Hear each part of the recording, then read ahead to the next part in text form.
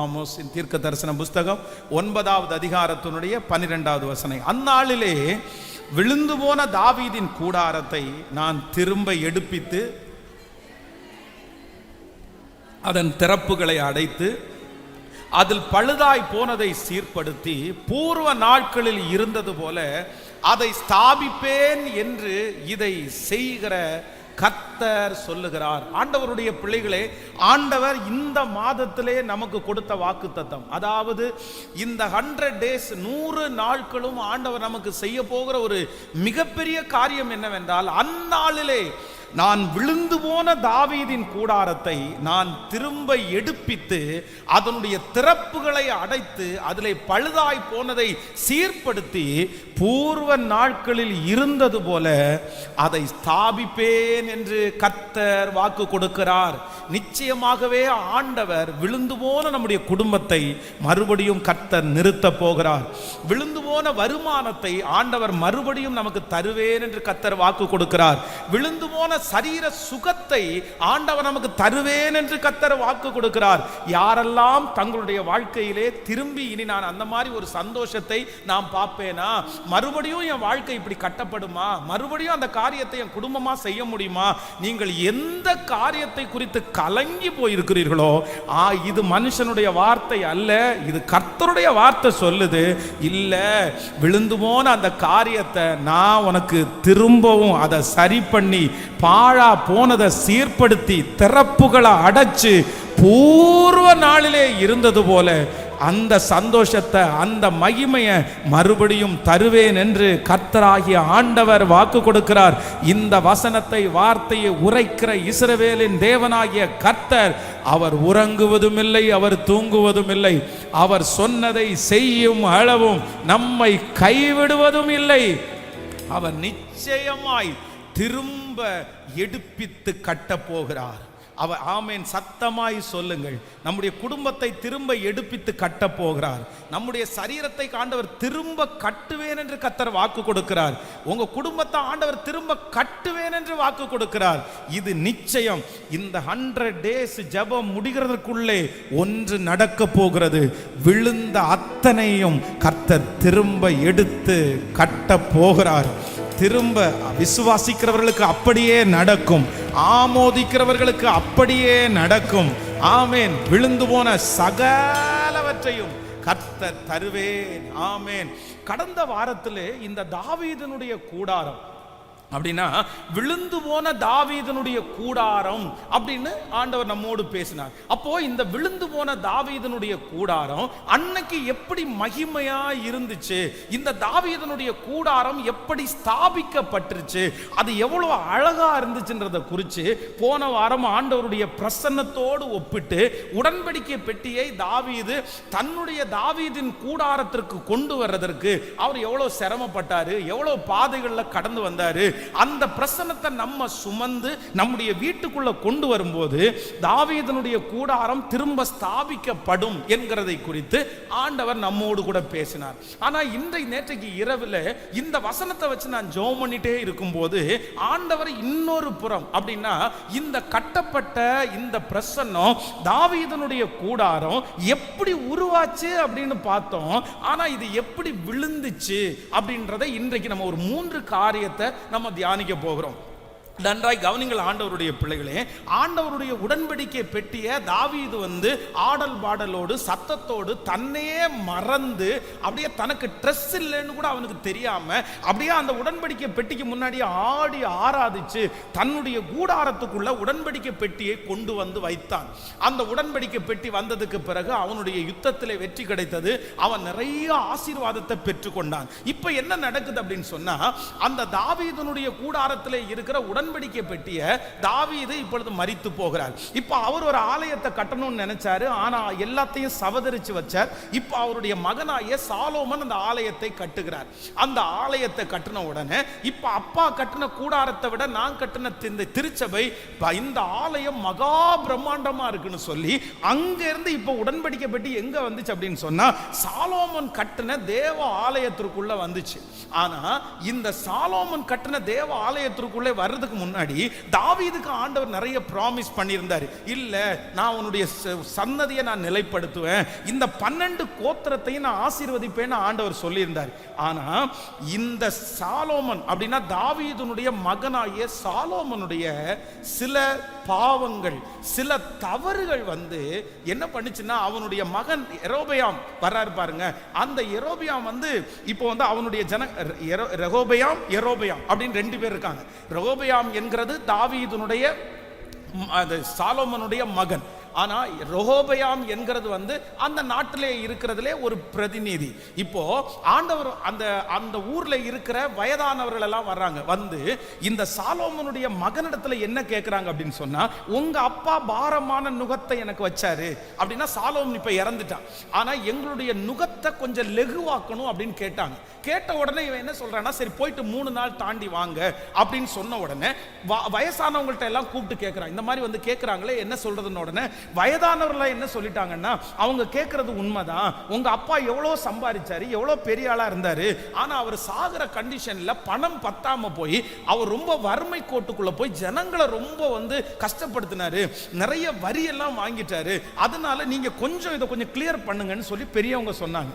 அந்த காரியத்தில் அவனுக்கு திருப்தி இல்லாம தான் கூட வளர்ந்த வாலிபர்களிடத்துல கேட்கிறாங்க. சரி என்ன பண்ணலாம், இந்த மாதிரி கேட்ட உடனே இந்த வாலிபர்களுக்கு ஞானம் இல்லாததுனால, ரொம்ப வேகமா இருக்கிறதுனால, அனுபவம் இல்லாததுனால என்ன அப்படி இன்னைக்கே உங்கள்ட்ட கேள்வி கேட்க ஆரம்பிச்சாங்களா, இன்னைக்கே இப்படி கேட்டா நமக்கு என்ன பண்றது, அதனால நீங்க ஒத்துக்காதீங்க, என் அப்பாவுடைய இடுப்பும் என் சொண்டு விரலும் ஒண்ணு, எங்க அப்பா சவுக்குனால தண்டிச்சாரு, நான் உங்களை தேள்களினால தண்டிப்பேன் அப்படின்னு நீங்க ரொம்ப வீரவசனம் பேசுங்க அப்படின்னு சொல்லி கூட வளருகிற அந்த வாலிபர்கள் இந்த சாலமோனுடைய மகனை ரொம்ப ஏத்தி விட்டாங்க.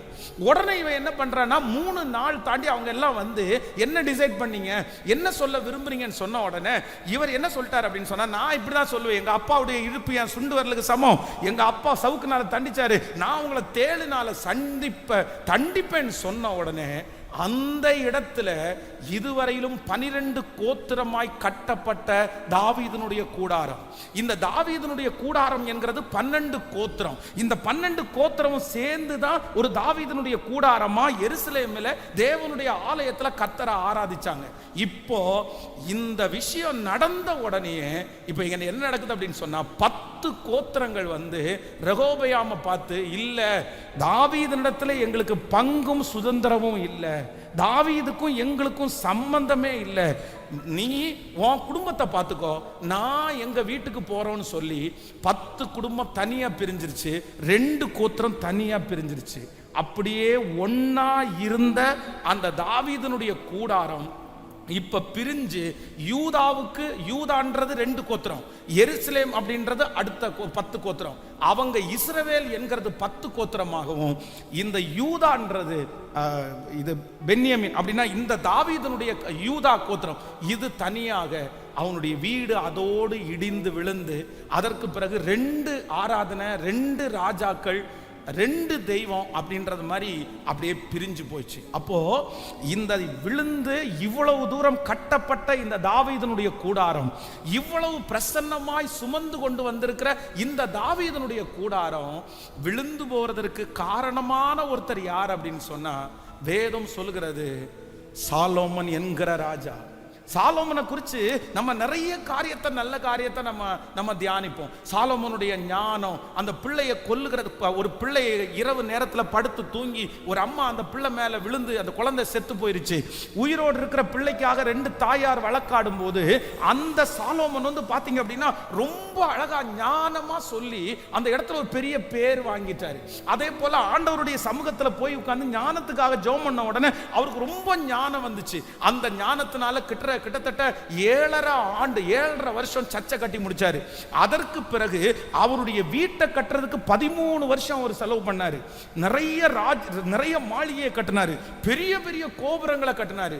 சாலோமனை குறித்து நம்ம நிறைய பேர் அவன் ரொம்ப ஜெபம் பண்ணா, அவன் பெரிய ஞானி அப்படின்னு எல்லாம் நம்ம நிறைய கேள்விப்பட்டாலும், இந்த சாலோமனுடைய துவக்கத்தை போல எது இருக்கல அப்படின்னா, முடிவு துவக்கத்தை போல முடியல.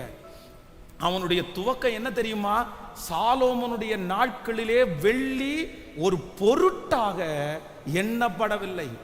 இப்ப பாருங்க, உங்களை பார்த்து உங்க வீட்டில் எவ்வளவு வெள்ளி பிரதர் இருக்குது, எவ்வளவு வெள்ளி வச்சிருக்கீங்க அப்படின்னு கேட்டா, ஒன்னு வெள்ளியில ஒரு டம்ளர் வச்சிருப்போம், இல்லைன்னா வெள்ளியில ஒரு கொலுசு வச்சிருப்பாங்க, இல்லைன்னா வெள்ளியில ஒரு சின்ன பாத்திரம், அவ்வளவுதான். ஒரு 100 கிராம் 200 கிராம் ஒரு 1/2 கிலோ வெள்ளி அது இருந்தாலே பெருசுன்னு வச்சுங்களேன். ஆனா அன்றைக்கு டன்னா வெள்ளி வருது. வெள்ளி ஒரு 10 டன் வெள்ளி வந்திருக்கு சார். அங்க எங்கேயாவது ஒரு இடம் இருந்தா போய் கொட்டுங்கப்பா, ஒரு கார்னர்ல கொண்டு போய் வைங்கப்பா, அது எடுக்காத மாதிரி ஒரு குடோன்ல கொண்டு போய் கொட்டு வைங்கப்பா.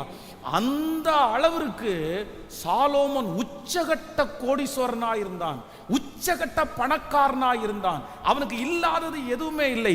அவனுடைய வீட்டிலே தினம் தினம் சாப்பிடுறவங்க, அவனுடைய வீட்டிலே தினம் தினம் அடிக்கப்படுகிற ஆடுகள், ஆயிரக்கணக்கான ஆடுகள் அடிக்கப்பட்டது. டன்னா சாப்பாடை செஞ்சு போய் கொண்டு அவனுடைய வீட்டுக்கு மட்டும் கொட்டுனாங்க.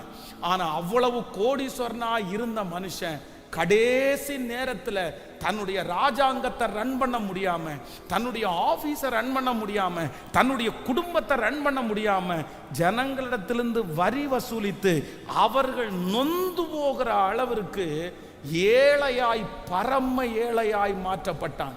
பிரதர், வசதியா இருக்கிறது பெரிய விஷயம் இல்லை. ஆண்டவர் உங்களை ஆசீர்வதிக்கிறது பெரிய விஷயம் இல்லை. ஆண்டவர் உங்களை உயர்த்துகிறது பெரிய விஷயம் இல்லை.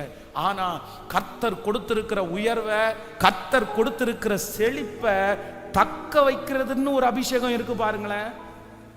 அதை இழக்காம இருக்கிறதுக்குன்னு ஒரு அபிஷேகம் இருக்கு பாருங்க. அந்த அபிஷேகத்தை நீங்க வாங்காம எவ்வளவு சம்பாரிச்சும் இல்ல எவ்வளவு சேர்த்தும் கடைசியில ஒன்றும் இல்லாம சிலர் ரொம்ப நல்லா வந்துடுறாங்க, ரொம்ப நல்ல ஆசீர்வாதமா வந்துடுறாங்க. ஆனா ஒரு ஸ்டேஜ் வரும்போது அவர்களுடைய தவறுகளினாலே எல்லாத்தையும் இழந்து திரும்ப ஜீரோவா மாற்றப்படுறாங்க. ஆனா அப்படிப்பட்ட ஒரு நிலைமை வராதபடி கர்த்தர் கிருபையாய் கர்த்தர் காப்பாற்றுவாராக. அப்போ இந்த சாலமோனுடைய வாழ்க்கையிலே அவன் செய்த 3 விதமான, இவ்வளவு தூரம் இந்த தாவீதனுடைய கூடாரம் உடைகிறதற்கு இந்த 3 காரணமும் இருந்துச்சுன்னு நான் நம்புறேன். வாசிக்கலாம். முதலாவதாக நம்பர் 1, முதலாவதாக 1 ராஜாக்களின் புஸ்தகம் 16ஆம் அதிகாரத்தினுடைய 6வது வசனத்தை வாசிக்கலாமா? 1 ராஜாக்கள் 16ஆம் அதிகாரம் 6வது வசனத்தை வாசிக்கலாம். சாலோமன் தன் தகப்பனாகிய தாவீதை போல கர்த்தரை பூரணமாய் பின்பற்றாமல் கர்த்தரின் பார்வைக்கு பொல்லாப்பானதை செய்தான். இன்னொரு விசை எல்லாரும் சேர்ந்து வாசிக்கலாமா? எல்லாரும் சேர்ந்து வாசிக்கலாம்.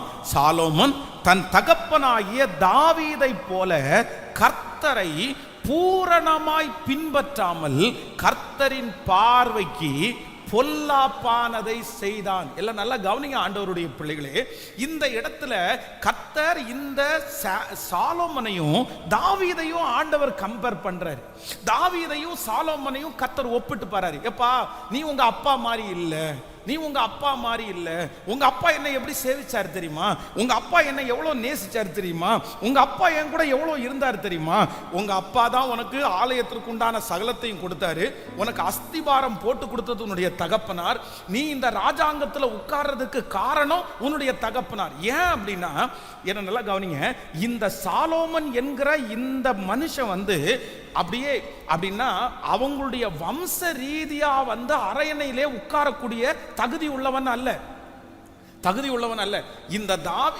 இந்த சாலோமன் யாருடைய மகன் அப்படின்னா, இவன் தாவீதுக்கு பிறந்திருந்தாலும் யாருக்கு மகன் அப்படின்னு சொன்னா பத்சேபாளுடைய மகன். இந்த பத்சேபாளை குறித்து வேதம் என்ன சொல்லுது அப்படின்னா, தாவீதுனுடைய மனைவியாகிய பத்சேபாள்னு எழுதியிருக்காது, உரியாவின் மனைவியாகிய பத்சேபாள். அப்படின்னா சட்டப்படி இந்த சாலோமன் கண்டிப்பாக ராஜ பதவியில வர முடியாது. அப்சலோம் தான் வந்திருக்கணும். அப்சலோம் தான் ஜனங்களை ஏற்றுக்கொள்ளுகிறவன். அப்சலோம் தாவீதுனுடைய பிள்ளை. ஆனா இப்ப யாரு வர்றான்னா இந்த சாலோமன்.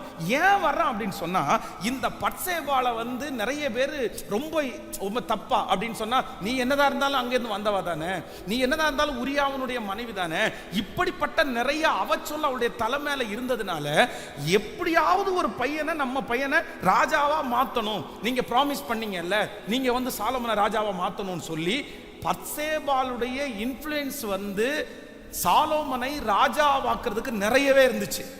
ஆண்டவருடைய திட்டம் இருந்துச்சு, ஆண்டவருடைய அபிஷேகம் இருந்துச்சு, கர்த்தர் வழி நடத்தினார். இதெல்லாம் ஒரு பக்கத்துல இருந்தாலும் தன்னுடைய மனைவியாகிய பத்சேபாள் தாவீத ரொம்ப அதுக்காக மோட்டிவேட் பண்ணாங்க.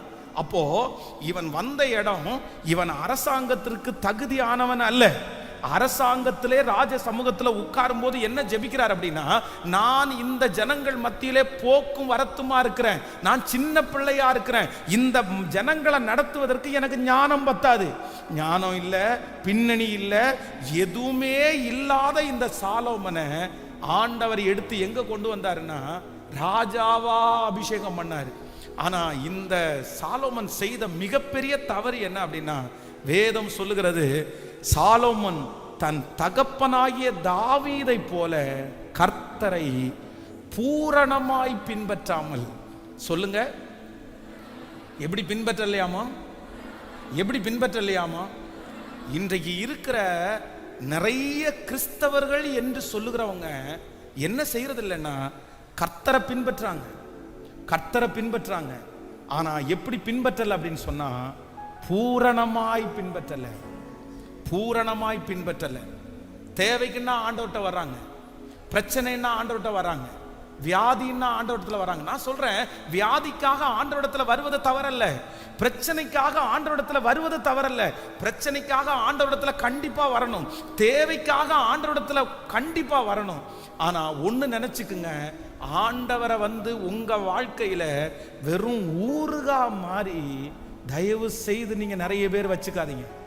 நிறைய பேருடைய வாழ்க்கையில ஆண்டவர் என்ன தெரியுமா, வெறும் கருவேப்பிலைங்க. நிறைய பேருடைய வாழ்க்கையில ஆண்டவர் என்ன தெரியுமா, வெறும் அவங்களுக்கு சின்ன ஊறுகா மாதிரி, அதெல்லாம் எதுவும் பெருசா இல்ல, பெருசா இல்ல, அப்படியே தொட்டுக்கிறது மாதிரி. கல்யாணத்திற்காக ஞான ஸ்நானம் எடுக்கிறவங்க எத்தனை பேர் இருக்காங்க தெரியுமா? கல்யாணத்திற்காக மட்டும் சர்ச்சுக்கு வர்றவங்க எத்தனை பேர் இருக்காங்க தெரியுமா? அப்படின்னா ஆண்டவர் மேல ஒரு அன்பு இல்ல, ஆண்டவர் மேல ஒரு பிடிப்பு இல்ல, ஆண்டவர் மேல ஒரு பெரிய பாசம் இல்ல. அவ்வளவுதான். இங்க இருந்து சர்ச்சு முடிச்சிட்டு வாசலை விட்டு வெளியே போனா அவ்வளவுதான். அவங்களுக்கும் இயேசுக்கும் சம்பந்தமே இல்லை, அவங்களுக்கும் ஆண்டவருடைய வார்த்தைக்கும் சம்பந்தமே இல்லை, பைபிளுக்கும் அவங்களுக்கும் சம்பந்தமே இல்லை. வாரத்திற்கு ஒரு நாள், வருஷத்திற்கு ஒரு நாள், மாசத்திற்கு ஒரு நாள், இப்படியே நிறைய பேர் என்ன நினைக்கிறாங்க அப்படின்னு சொன்னா, கர்த்தரை பூரணமாய் பின்பற்றாமல். இன்றைக்கு இந்த சத்தத்தை கேட்கிற ஒவ்வொரு பிள்ளைகளை பார்த்து ஆண்டவர் கேட்கிறாரு, நீங்க ஆண்டவரை எப்படி பின்பற்றுறீங்க? தாவீது பின்பற்றினான். தாவீது வெறும் அரசனைக்காக மட்டும் ஆண்டவரை பின்பற்றல, தாவீது தன்னுடைய தேவைக்காக மட்டும் ஆண்டவரை பின்பற்றல, தனக்கு பிரச்சனை வரும்போது மட்டும் பின்பற்றல. அதுதான் ஆண்டவர் சொல்றார் சாலமனை பார்த்து, எப்பா உங்க அப்பா என்னை எப்படி பின்பற்றினார் தெரியுமா, உங்க அப்பா என்னை எப்படி நேசிச்சார் தெரியுமா? அவர் வெறும் இம்மைக்காக மட்டும் என்ன நேசிக்கலப்பா, வெறும் பணத்துக்காக மட்டும் நேசிக்கலப்பா, வெறும் உயர்வுக்காக மட்டும் என்ன நேசிக்கலப்பா. அவருக்கு பணம் அடுத்த பக்கம், அவருக்கு உயர்வு அடுத்த பக்கம், அவருக்கு சாப்பாடு அடுத்த பக்கம். ஆனா என்ன அவர் எப்படி நேசிச்சாருமா, பூரணமாய் உங்க அப்பா என்ன நேசிச்சாருப்பா, முழுக்க முழுக்க என்ன நேச்சாருப்பா. உங்க அப்பாவுக்கு நான் தான் முதல்ல இருந்தேன், உங்க அப்பாவுக்கு ஃபர்ஸ்ட் நானா தான் இருந்தேன். உங்க அப்பா விழிக்கும் போது கூட எப்படி விழிப்பார் அப்படின்னா, நானோ படுத்து நித்திரை செய்தேன், விழித்து கொண்டேன், கர்த்தர் என்னை தாங்குகிறார்னு உங்க அப்பா சொன்னாரு. இன்னும் உங்க அப்பா சொல்லும் போது அது மட்டும் இல்ல, கர்த்தரை நான் எப்பொழுதும் எனக்கு முன்பாக வைத்திருக்கிறேன், அவர் என் வலது வருஷத்தில் இருக்கிறபடியினால் நான் அசைக்கப்படுவதில்லை. உங்க அப்பா என்ன சேவிச்சது பணத்துக்காக, பொருளுக்காக, சொத்துக்காக, மரியாதைக்காக இல்ல. உங்க அப்பா என்ன பூரணமா நேசிச்சாரு. ஆனா நீ என்ன எப்படி நேசிக்கல அப்படின்னு சொன்னா, நீ என்ன நேசிக்கிற, நீ என்ன ஆராதிக்கிற, எனக்காக நீ சர்ச்சு கட்டிட்ட, எனக்காக நீ பலி செலுத்திட்ட, ஆனா நீ என்ன பண்ணல அப்படின்னு சொன்னா, பூரணமாய். இன்றைக்கு இருக்கிற வாலிப தம்பிக்கு, தங்கச்சிக்கு, உங்க அப்பா ரட்சிக்கப்பட்டிருக்கிறார், உங்க அம்மா ரட்சிக்கப்பட்ட இடத்துல இருக்கிற ஒவ்வொரு பிள்ளைகளுக்கும் இப்போ மனசாட்சியை தொட்டு நீ பேசு. உன்னுடைய மனசாட்சியில நீ சொல்லு, நீ ஆண்டவரை எப்படி பின்பற்ற? உங்க அம்மாவுக்காகவா, உங்க அப்பாவுக்காகவா, இல்ல பணத்திற்காகவா, இல்லைன்னா ஏதோ ஒரு கிறிஸ்டியன் அப்படின்னு சொல்றதற்காகவா? பூரணமா 100% ஆண்டவருக்கு மேல உனக்கு நேசம் இருக்கா? ஆண்டவர் தான் முக்கியமானவர் அப்படின்னு நீங்க நினைக்கிறீங்களா? ஆண்டவரை தவிர ஒண்ணு இல்லைன்னா அது வேண்டான்னு சொல்ற அளவுக்கு உங்களுக்கு தைரியம் இருக்குதா? ஆண்டவருக்காக எதையாவது ஒண்ணு இழக்கிறதுக்கு நீ ஐ ஆம் ரெடி அப்படின்னு நீ சொல்ல முடியுமா? சொல்ல முடியுமா? கர்த்தர் தான் எனக்கு முக்கியம், இப்ப கர்த்தர் தான் எனக்கு ஃபர்ஸ்ட் அப்படின்னு உனக்கு உங்க ஃப்ரெண்ட்ஸ் மத்தியில சொல்ல முடியுமா மகளே? சொல்ல முடியுமா மகனே? ஆனா ஆண்டவர் என்ன எதிர்பார்க்கிறார் அப்படின்னு சொன்னா, கர்த்தர் எப்படி பின்பற்றணுமா? மாமா சத்தமா சொல்லுங்க, சத்தமா சொல்லுங்க. ஒரு 3 பேருடைய கரத்தை பிடிச்சு சொல்லுங்க, பூரணமாய் பின்பற்றுங்க. அவர் என்னை கொன்று போட்டாலும் அவர் மேல் நம்பிக்கையாய் இருப்பேன். அவர் என்னை கொன்று போட்டாலும் அவர் மேல் நம்பிக்கையாய் இருப்பேன். இந்த அக்கினி சூளைக்கு என்னை தப்புவித்தாலும் தப்புவியாமற் போனாலும் நான் அவரை தவிர வேறு ஒருவருக்கும் நான் கையெடுக்க போடுவது இல்லை. இந்த சிங்க கெபிக்கு ஆண்டவர் என்னை தப்புவித்தாலும் தப்புவியாமற் போனாலும் நான் ஆராதிக்கிற என் தேவனாகிய கர்த்தர் என்னை விடுவிக்கிறதற்கு வல்லவராயிருக்கிறார். பிரதர், ஆண்டவர் உங்களை அழைக்கிறார். சிஸ்டர், ஆண்டவர் உங்களை அழைக்கிறார். எதுக்கு அழைக்கிறார் தெரியுமா? ஆண்டவரை எப்படி பின்பற்றணுமாமா? எப்படி பின்பற்றணுமாமா? பூரணமாய். யாராவது ஒருத்தர் டிஸ்டர்ப் பண்ணிட்ட உடனே கர்த்தரை விட்டுறக்கூடாது. விக்கிரக ஆராதனைக்காக ஆண்டவரை விட்டுறக்கூடாது. ஃப்ரெண்ட்ஸுக்காக ஆண்டவரை விட்டுறக்கூடாது. சொந்தக்காரங்களுக்காக ஆண்டவரை விட்டுறக்கூடாது. ஏதோ ஒருத்தங்க பேசுறதுக்காக ஆண்டவரை விட்டுறக்கூடாது. கர்த்தரை எப்படி பின்பற்றணும் அப்படின்னா, உத்தமமாய் பூரணமாய் கைய மேல உயர்த்தி, தேங்க்யூ ஜீசஸ். ஆண்டவர் தருகிற வரைக்கும் ஆண்டவரை தேடுனீங்களே பிரதர், ஆண்டவர் கொடுக்கிற வரைக்கும் ஆண்டவரை தேடுனீங்களே சிஸ்டர், ஆண்டவர் கொடுத்ததுக்கு பிறகு எப்படி ஆண்டவரை நீங்க மறக்கலாம்?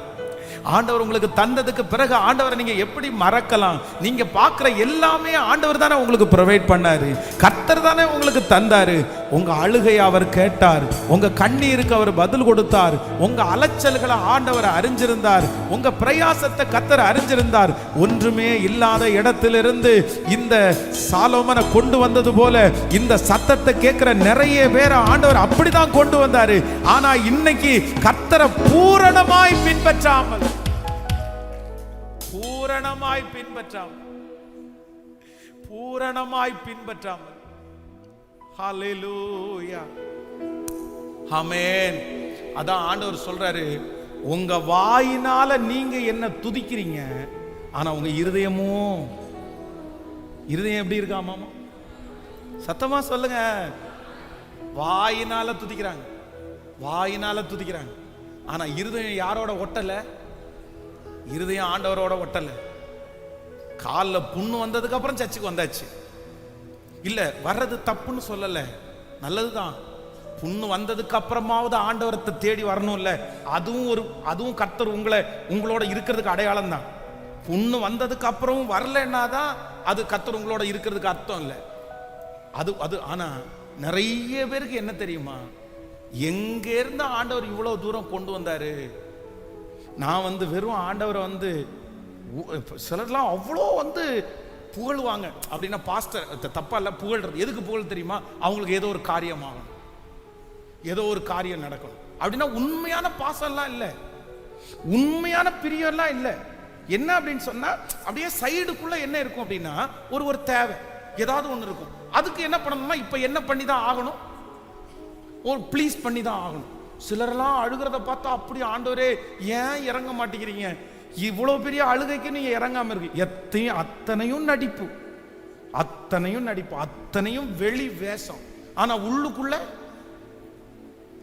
இருதயத்துக்குள்ள, இங்க இருந்து வெளியே போன உடனே மனசுக்குள்ள கூட அப்படி ஓடிட்டு இருக்கும். தம்பி மகன், மனுஷனோ முகத்தை பார்க்கிறான், மனுஷனோ முகத்தை பார்க்கிறான். இத்தனை நாள் வரைக்கும் இந்த சர்ச்சில் அட்டன் பண்ணிட்டு உன் மனசு ஒட்டலைன்னா, நீ பூரணமா ஆண்டவரை பின்பற்றலைன்னா, இன்னைக்கு ஊழியக்காரனா நான் உன்னை எச்சரிக்கிறேன். ஆண்டவருடைய வார்த்தையை சொல்றேன். ஆண்டவர் உன் இருதயத்தை பார்க்கிறாரு, இருதயத்தை பார்க்கிறாரு.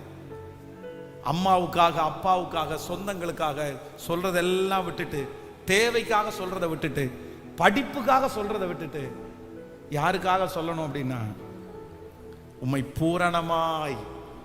எனக்கு தெரியும், 10th படிக்கும்போது ஓடி ஓடி ஜெபம் பண்ண நிறைய பிள்ளைங்க இன்னைக்கு இல்லை. +2 படிக்கும்போது என்ன ஜெபம்னு நினைக்கிறீங்க? பைபிளும் கையுமா தான் இருக்கும் அந்த அம்மா, அந்த ஐயா பைபிளும் கையுமா தான் இருப்பாரு. சந்தோஷம்தான், பையில தூக்கி வச்சு அந்த நம்பிக்கையாவது இருக்கு, அது எனக்கு பெருமை தான். ஆனா என்னன்னா, +2 படிச்சு முடிச்ச அடுத்த நிமிஷத்துல புக்கை தூக்கி போடும்போதே சேர்த்து எதையும் தூக்கி போட்டுறதுன்னா பைபிளையும் தூக்கி போட்டுறது. பைபிள் படிச்சியா அப்படின்னு கேட்டா, அம்மா படிக்கும்போது பைபிளே கரைச்சி குடிச்சிட்டேன்ப்பா, நான் பைபிளை படிச்சு முடிச்சிட்டேன். ஆனா எப்படி தேடல தெரியுமா? உண்மையா தேடல. உண்மையா கர்த்தரை பூரணமா பின்பற்றுவங்க பைபிள் படிக்கும்போது எப்படி படிப்பாங்க தெரியுமா? உன்னதமானவரின் மறைவில் இருக்கிறவன் சர்வ வல்லவருடைய நிழலில் தங்குவான், அவன் கர்த்தரை நோக்கி நீர் என் அடைக்கலம், என் கோட்டை, நான் நம்பி இருக்கிறவர் என்று சொல்லுவேன். ஆனா இந்த பூரணமா பின்பற்றாதவங்க பைபிள் ஆமாமா உன்னதமானவரின் மறைவில் இருக்கிற சர்வ வல்லவருடைய நிழலில் தங்குவான், நான் கர்த்தரை நோக்கி அடைக்கலம், என் கோட்டை என்ன நம்பி முடிச்சிட்டேன்ப்பா. இதுதான் நிறைய பேர், நிறைய பிள்ளைங்க. எப்படின்னா நிறைய பேருடைய இருதயம் எங்க வரல அப்படின்னா ஈடுபாடா என்னதான் சம்பாதிப்பா. கர்த்தர் அவனுடைய ஜெபத்தை கேட்டார், அவனுக்கு அவ்வளவு ஆசீர்வாதத்தை கர்த்தர் நிறைய தந்துட்டார். சாலோமனுக்கு எக்கச்சக்கமா தந்துட்டார். ஆனா அவனுக்கு என்ன இல்லை அப்படின்னு சொன்னா, பூரணமா ஆண்டவரை தேடாததுனால அவனுக்கு கையிலே கொடுக்கப்பட்டிருக்கிற அந்த தாவீதின் கூடாரம் வேதம் சொல்கிறது இடிந்தது. தேவன் கொடுத்ததை கடைசி வரைக்கும் வச்சு காப்பாற்றணும்னா, தேவன் கொடுத்ததை கடைசி வரைக்கும் பெருக்கணும் அப்படின்னு சொன்னா, நீங்க தேவன் கொடுத்ததின் மேல அல்ல உங்க பற்றுதல், தேவன் கொடுத்ததுக்கு பிறகு மாறுவது அல்ல. அவர் எவ்வளவு கொடுத்தாலும் நான் எப்படி அவரை பின்பற்றுவேன் அப்படின்னு சொன்னா, பூரணமாய் கைகளை மேல உயர்த்தி ஹல்லேலூயா, கைகளை உயர்த்தி எல்லாரும் சொல்லுங்க, ஆண்டவரே உங்களை உண்மையாய்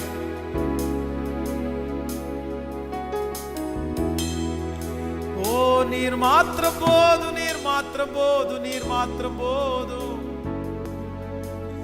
நீர் மாத்திரம் போதும், நீர் மாத்திரம் போதும், நீர் மாத்திரம் போதும் எனக்கு மனசார, நீர் மாத்திரம் போதும், நீர் மாத்திரம் போதும், நீர் மாத்திரம் போதும் எனக்கு. யெகோவாயீரே தந்தையாம் தெய்வம், நீர் மாத்திரம் போதும் எனக்கு.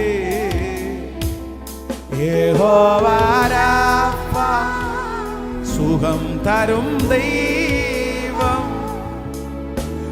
தாழ்வுகளால் சுகமானோ.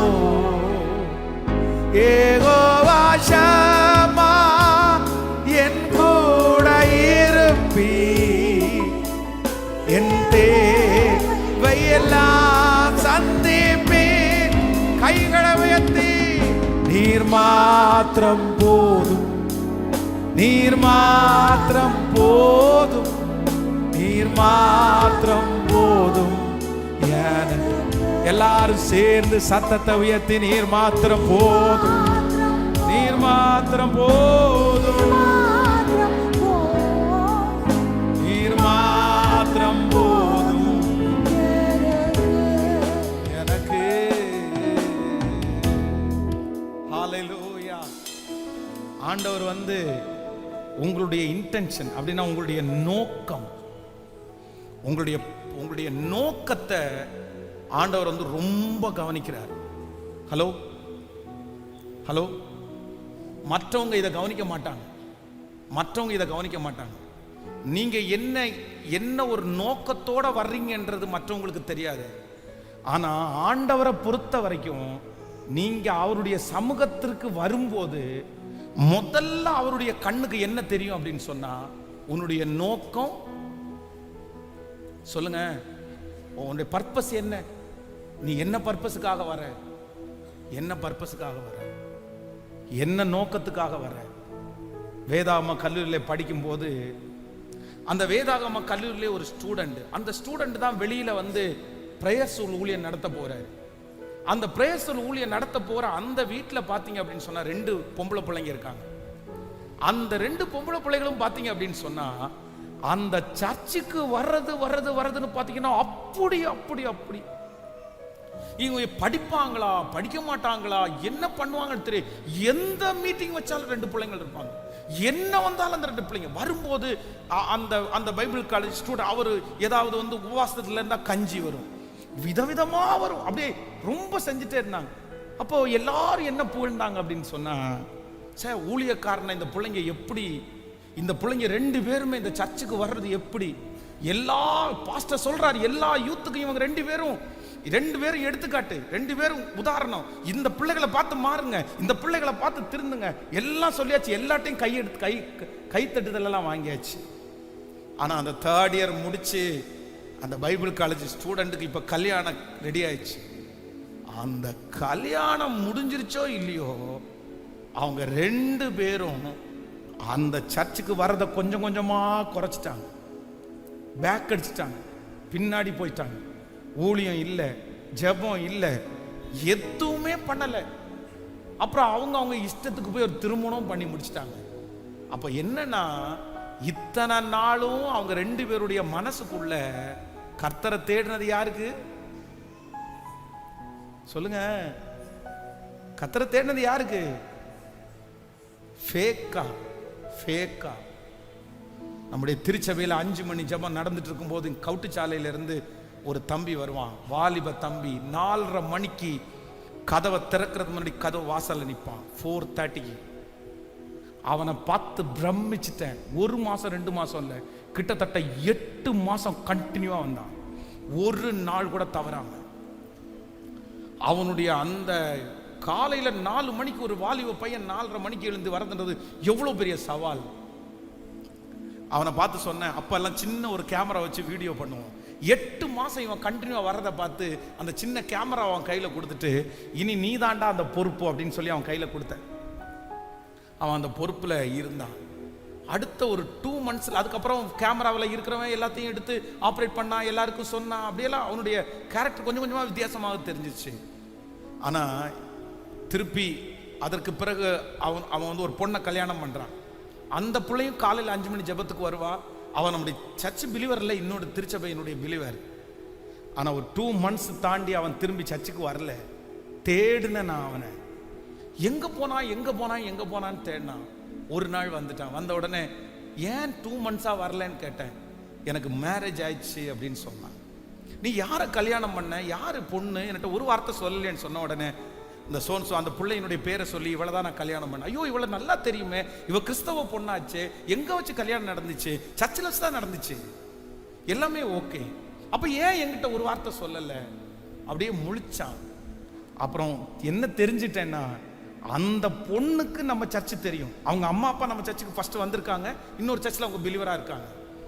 நீ பென்ஸ் பாஸுக்கு சர்ச்சுக்கு போ, அங்க போய் 8 மாசம் இரு, அவர் உன்னை குறித்து நல்ல சர்டிஃபிகேட் கொடுத்து, அவர் ஞானஸ்நானம் கொடுக்குற அந்த சர்டிஃபிகேட் மட்டும் இருந்துச்சுன்னா, நான் உன்னை கல்யாணம் பண்றதுக்கு எங்க அம்மா அப்பாட்ட பேசுறேன்னு அந்த பொண்ணு சொன்ன வார்த்தையினால, அந்த பொண்ணு மேல வச்ச அன்புனால, அந்த பொண்ணு வேணும்னு அவன் நினைச்சதுனால 8 மாசம் 4:30 மணிக்கு நல்ல பிள்ளையாட்டும் வாசல்ல நின்னான், ஆராதிச்சான், வேலை செஞ்சான், கேமரா ஆப்ரேட் பண்ணான். இப்போ அவன் பர்பஸ் சால்வ் ஆயிடுச்சு. நான் ஞானஸ்நானம் அவனுக்கு கொடுத்துட்டேன், சர்டிஃபிகேட்டும் அவன் கையில கொடுத்துட்டேன். எதுவுமே என்கிட்ட அவன் ஷேர் பண்ணல. கல்யாணம் பண்ணிட்டான், அவனுடைய விருப்பம் போல கல்யாணம் பண்ணிட்டான். என் கண்ணை மறைச்சிட்டான், சுத்தி இருக்கிற எல்லாருடைய கண்ணையும் மறைச்சிட்டான், அந்த பொண்ணுடைய கண்ணையும் மறைச்சிட்டான், அவன் ஃபேமிலியுடைய கண்ணை மறைச்சிட்டான். ஒரு நாள் அதிகாலை ஜெபத்துல நான் சாட்சி சொல்லும் போது, இந்த பையன் இந்த வாலிப வயசுல எவ்வளவு சூப்பரா இருக்கான் அப்படின்ற அந்த ஜெபத்துல அந்த பொண்ணும் அட்டன் பண்ணுது, அவங்க அம்மா அப்பாவும் அட்டன் பண்றாங்க. ரொம்ப இம்ப்ரெஸ் ஆயிட்டாங்க. சார் பாஸ்டர் இந்த பையனை குறித்து நல்ல சாட்சி சொல்றாரு. நான் வெளி தோற்றத்தை பார்த்து தான் சாட்சி கொடுத்தேன், எனக்கு எதுவுமே தெரியல. ஆனா அப்படியே அழகழகா போய் கல்யாணம் பண்ணின அந்த பையன் 2 வருஷம் கூட அந்த பிள்ளையின் இடத்துல வாழ முடியாம, 2 வருஷம் கூட அவங்க 2 பேரும் ஒன்னா வாழ முடியாம இன்னைக்கு பிரிஞ்சு சின்னாபின்னமாயி அவன் எங்க இருக்கானே தெரியல. இந்த புள்ள ஒரு குழந்தையோட அனாதைய போல சுத்திட்டு இருக்கிறத என் கண்ணுல பாக்குறேன். காரணம் என்ன அப்படின்னா, ஃபேக்கா கர்த்தரை பின்பற்றினா. ஆனா எப்படி பின்பற்றல தெரியுமா? சத்தமா சொல்லுங்க. மகளே, உன்னுடைய ஆராதனையில் ஒரு பூரணம் இருக்கணும் சாமி. மகனே, உன்னுடைய ஆராதனையில் ஒரு பூரணம் இருக்கணும். இல்லைன்னா வேஸ்ட்டுப்பா. இல்லைன்னா நீ இந்த டைம் வேஸ்ட்டு, நீ ஆராதிக்கிறது வேஸ்ட். ஏன்னா ஆண்டவர் நீதி உள்ளவர். உன்னுடைய நோக்கத்தை ஆண்டவர் தூரத்திலிருந்து அறிகிறார். நீ என்ன யோசிக்கிறேன்னு ஆண்டவர் தூரத்திலிருந்து அறிகிறார். ஏலிக்கு அன்னாள் என்ன யோசிக்கிறான்னு தெரியல, அன்னாளுடைய வாய் அசைகிறது தான் தெரியுது, அன்னாளுடைய கண்ணுல கண்ணீர் தான் தெரியுது, வேற எதுவுமே தெரியல. ஆனா வேதம் சொல்லுது, ஆண்டவருக்கு அன்னாளுடைய இருதயம் எவ்வளவு உடைஞ்சு போயிருக்கா ஆண்டவருக்கு தெரியும். அவளுடைய பர்பஸ் ஆண்டவருக்கு தெரியும். ஊழியக்காரனுக்கு கூட உன்னுடைய நோக்கம் என்னன்னு தெரியட்டாலும் பரலோகத்துல பார்க்கிற தேவன் நீங்க என்ன பர்பஸுக்காக ஆண்டவரை நேசிக்கிறீங்க, நீங்க எதுக்காக ஆண்டவரை தேடுறீங்கன்றது அவருக்கு பட்ட வெளிச்சமா தெரியும். அவருடைய கண்ணை யாரும் மறைக்க முடியும்? அவருடைய கண்ணை யாரும் மறைக்க முடியும்? அவருக்கு யார் மறைக்க முடியும்? உன் நோக்கத்தை ஆண்டவருக்கு மறைக்க முடியாது. நீ எந்த பொண்ணுக்காக வர்ற, எந்த பையனுக்காக வர்ற, யாருக்காக நீ வர்ற, என்ன சேட் பண்ற, என்ன கேம் விளையாடுற, யாரிடத்துல பேசுற, உனக்கு என்ன நோக்கம் இருக்குது, நீ எவ்வளவு தூரம் 100% நீ இந்த இடத்துல அப்படியே முழு இருதயத்தோட இருக்கிறியா, வெறுப்போட இருக்கிறியா, இது எல்லாமே யாரு பார்க்கிறா அப்படின்னு சொன்னா கர்த்தர் பார்க்கிறார். கர்த்தர் பார்க்கிறார். சாலோமோனே, உனக்கு எல்லாத்தையும் கொடுத்தப்பா, நீ கேளாத ஐஸ்வர்யத்தை உனக்கு நான் தந்தேன். உன்னுடைய ஒரே ஒரு ஜெபம் எனக்கு பிடிச்சு போனதுனால நீ கேளாத ஐஸ்வர்யத்தை உனக்கு தந்தேன். ஆனா நீ என்ன பண்ண தெரியுமா? உங்க அப்பா மாதிரி என்னை எப்படி நீ ஃபாலோ பண்ணலைன்னா, உனக்கு எல்லாரும் வேணும் நானும் வேணும், உனக்கு எல்லாரும் வேணும் நானும் வேணும். எனக்காக நீ யாரையுமே விட்டு கொடுக்க மாட்ட, எனக்காக நீ யாரையுமே தியாகம் பண்ண மாட்ட, எனக்காக நீ யாரையுமே உதறி தள்ள மாட்ட. உனக்கு எல்லாரும் வேணும், அதே நேரத்தில் நானும் வேணும். உன்னை ஆசீர்வதிக்கிறதுக்கு நான் வேணும், உன்னை நல்லா வச்சிருக்கிறதுக்கு நான் வேணும், உன்னை சுகமா வச்சிருக்கிறதுக்கு நான் வேணும். ஆனா உனக்கு என்டர்டைன்மெண்ட்டுக்கு எல்லாமே வேணும், உன்னை சந்தோஷப்படுத்துறதுக்கு எல்லாமே வேணும். இந்த ஒரு கேரக்டர்ல தான் இந்த சாலோமன் வளர்ந்தான். அதனாலதான் ஆண்டவர் சொல்றாரு, உங்க அப்பா அப்படி இல்லப்பா, உங்க அப்பா எனக்காக யாரை வேணாலும் தூக்கி போடுவாரு, உங்க அப்பா எனக்காக யாரை வேணாலும் வெறுப்பாரு. உங்க அப்பாவுக்கு 1000 நாள் கூடாரத்திலே வாழ்கிறதை விட, பெரிய மட்டு பாவின வீட்டுல வாழ்றதை விட, என் வாசற்படியில படுத்து கிடக்கிறது தான் உன் அப்பாவுக்கு தேவை. அதுதான் உன் அப்பா. அதனாலதான் சொல்றாரு, உங்க அப்பா மாதிரி என்ன பண்ணலன்னா நீ பூரணமாய் பின்பற்றவில்லை. ஹல்லேலூயா. இந்த பிரசங்கத்தை எடுக்கும் போதெல்லாம் என் பிள்ளைகளுக்காக தான் நான் ஜெபிக்கிறேன், என் பிள்ளைகளுக்காக ரொம்ப ஜெபிக்கிறேன். இந்த இடத்துல நான் தாவீது அளவுக்கு அப்படி நான் சொல்ல வரல, ஆனா நான் நம்புறேன், நான் ஆண்டவரை சேவிச்சது அப்படிதான் நான் சேவிக்கிறேன். கர்த்தரை பூரணமா, அவருக்காக எதை வேணாலும் இழப்பேன், அவருக்காக எதை வேணாலும் விட்டு கொடுப்பேன், அவருக்காக அவர் தான் எனக்கு மெயின், அவரை தவிர தான் வேற எல்லாம். அந்த கான்ஃபிடென்ட் இன்னைக்கு வரைக்கும் எனக்கு இருக்குது. ஆனா என் பிள்ளைகளுக்காக நான் ஜெபிக்கிறது என்ன அப்படின்னு சொன்னா, டேய் நீ ஆண்டவரை எதுக்கு ஃபாலோ பண்ணிடாதேன்னா, வெறும் தேவைக்காக மட்டும் ஃபாலோ பண்ணிடாதப்பா. பூரணமாய் பூரணமாய் பூரணமாய். யாரோ ஒருத்தடத்துல ஆண்டவர் ரொம்ப நெருக்கமா பேசிட்டே இருக்கிறாரு. இது வரைக்கும் என்ன நீ அப்படி ஃபாலோ பண்ணலை, இது வரைக்கும் பின்பற்றல. ஆனா கர்த்தர் உங்களை இங்க கொண்டு வந்ததுக்கு ஒரு பெரிய நோக்கம் இருக்குது. நீ வந்த நோக்கம் சரியில்லை மகளே, நீ வந்த நோக்கம் சரியில்லை மகனே, ஆனாலும் உன் கூட நான் பேசிட்டே இருக்கிறேன். உன்னை கைவிடுவதற்கு எனக்கு விருப்பம் இல்லை, உன்னை விட்டு போறதுக்கு எனக்கு விருப்பம் இல்லை. ஏதோ ஒரு ஆண்டவருடைய அன்பு உன்னை இழுத்துட்டே இருக்கிறத கர்த்தர் பார்க்கிறார். கர்த்தர் சொல்றார், நீ என்னுடையவன், நீ என்னுடையவள், நீ வேற யாருடையவனும் அல்ல, நீ உலகத்தினுடையவன் அல்ல, நீ என்னை பூரணம் பின்பற்றணும்னு கர்த்தர் விரும்புறாரு. அப்படிப்பட்ட வாலிபர்களை கர்த்தர் பெரிய தலைவனாய் தலைவியாய், நீ உயிரோடு இருக்கும் நாளெல்லாம் ஒருவனும் உன்னை எதிர்த்து நிற்க போவது இல்லை. நீ போகிற இடத்திலெல்லாம் கர்த்தர் உன்னை காப்பாற்ற போகிறார். நீ போகிற இடத்திலெல்லாம் கர்த்தர் உன்னை உயர்ந்த இடத்துல வைக்க போகிறார்.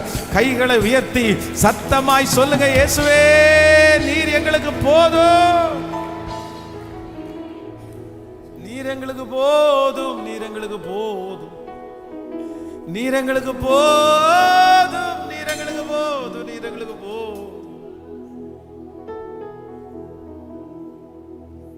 நீர் எங்களுக்கு போதும், நீர் எங்களுக்கு போதும், நீர் எங்களுக்கு போதும், நீர் எங்களுக்கு போதும். நாங்க உண்மையா உங்களை பின்பற்றோம் ஆண்டவரே. எங்களுக்கு எல்லாவற்றை விட நீங்க எங்களுக்கு முக்கியம் ஆண்டவரே. எல்லாம் அடுத்ததுதான் ஆண்டவரே. எங்க சொத்து அடுத்ததுதான், எங்க வாகனம் அடுத்ததுதான், என் படிப்பு அடுத்ததுதான், என் சொந்தம் அது அடுத்ததான். நீங்க மட்டும்தான் ஆண்டவரே எனக்கு மெயின். சொல்லுங்க சொல்லுங்க சொல்லுங்க. ஒரு சிலர் ஆண்டவர் ஸ்பெஷலா தெரிஞ்செடுக்கிறத நான் இந்த இடத்துல நான் ஃபீல் பண்றேன். கர்த்தர் ஒன்ன அப்படியே நேருக்கு நேர் கர்த்தர் சொல்றார், மகளே நீ ஒரு தவறான எண்ணத்தோடு, மகனே நீ ஒரு தவறான எண்ணத்தோட, நீ வேற ஒரு எண்ணத்தோட தான் உள்ள வந்த. ஆனா கர்த்தர் உன் இருதயத்தை மாற்ற கர்த்தர் பிரயாசப்படுறாரு. உனக்கு ஒரு வேற இருதயத்தை ஆண்டவர் தரப்போறாரு. நீ கர்த்தருடைய அழைப்புல இருக்கிறவன், நீ அழைப்புல இருக்கிறவ. கர்த்தர் சொல்ற, நீ என்னை மட்டும், அது நிரந்தரம் இல்ல, அந்த நபர் நிரந்தரம் இல்ல, அந்த மனசு, அந்த பிரச்சனை, அந்த காரியம் உனக்கு நிரந்தரம் இல்ல. ஹalleluya. நீர் மாத்திரம் போதும், நீர் மாத்திரம் போதும், நீர் மாத்திரம் போதும். Thank you Jesus. So number 2, இரண்டாவதாக இந்த சாலோமன் தாவீதினுடைய கூடாரம் உடைவதற்கு, தாவீதினுடைய அந்த அந்த பிரசன்னம் அவங்கள விட்டு போறதற்கு நம்பர் 2 இரண்டாவதாக இந்த சாலோமன் செய்த ஒரு மிகப்பெரிய தவறு. வாசிக்கலாம். ஸோ 1 ராஜாக்கள் 11ஆம் அதிகாரத்தினுடைய 3வது வசனத்தை வேகமாய் வாசிக்க போறோம்.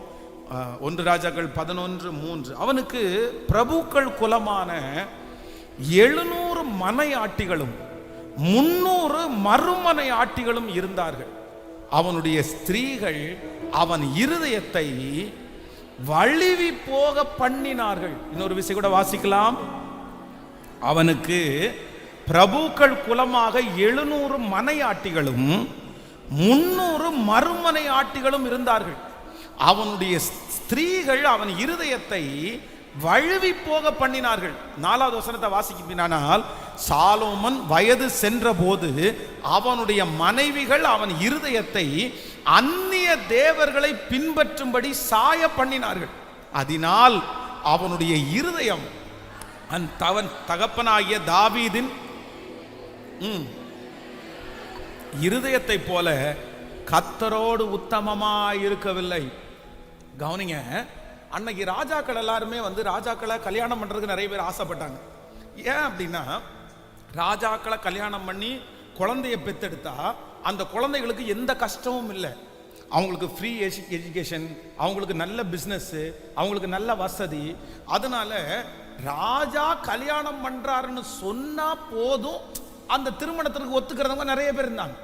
இப்போ இந்த சாலமன் என்ன பண்றாரு, இவருக்கு ஒரு இன்ட்ரெஸ்ட். என்ன இன்ட்ரெஸ்ட் அப்படின்னு சொன்னா, இவருக்கு கல்யாணம் பண்றதுல இன்ட்ரெஸ்ட். அதான் இவர் ஒரு வயது வந்ததுக்கு பிறகு இவர் பண்ணின கல்யாணத்தை நம்ம ஒப்பிட்டு போகும்போது 18 நாளைக்கு ஒரு கல்யாணம் பண்ணாரு. ஒரு சும்மா அப்ராக்சிமேட்டா ஒரு கணக்கு போட்டு பார்த்தா 18 நாளைக்கு ஒரு கல்யாணம். அதுவும் இவர் என்ன பண்ணியிருக்கிறார் அப்படின்னா, இவர் கல்யாணம் பண்ணதெல்லாம் சாதாரணமான ஆட்கள் அல்ல. எதிரி நாட்டுல எங்கெல்லாம் பொண்ணு இருக்குதோ அந்தந்த ராஜ சமூகத்துல ஒரு பொண்ணை கல்யாணம் பண்ணிடுறது. நம்ம ஏன் யுத்தம் பண்ணி சண்டை போட்டு அவன்கிட்ட பிரச்சனை பண்ணி அவனை கொண்டு வரணும்? ஒரு பொண்ணை கல்யாணம் பண்ணிட்டு வந்துட்டோம்னா அவன் நமக்கு மாமா ஆயிடுவான், மச்சாம் ஆயிடுவான், சித்தப்பா ஆயிடுவான். அவ்வளோதான், நமக்கு எந்த பிரச்சனையும் இல்லை. Route clear.